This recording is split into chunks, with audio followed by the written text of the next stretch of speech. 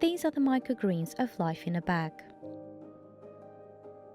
Inside the box you will find the organic seeds, the soil and the markers which will help you to identify the vegetables and the instructions.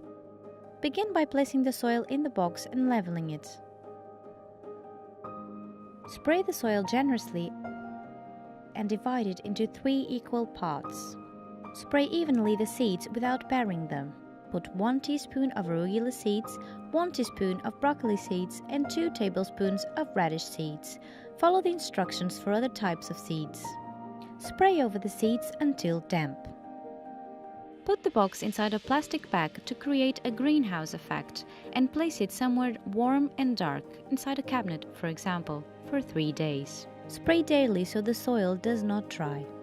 Now that the seeds are germinated, the box should be kept in a place with plenty of natural light but no direct sunlight. Don't forget to sprinkle every day. Water more often after 5 days, increasingly also the amount of water.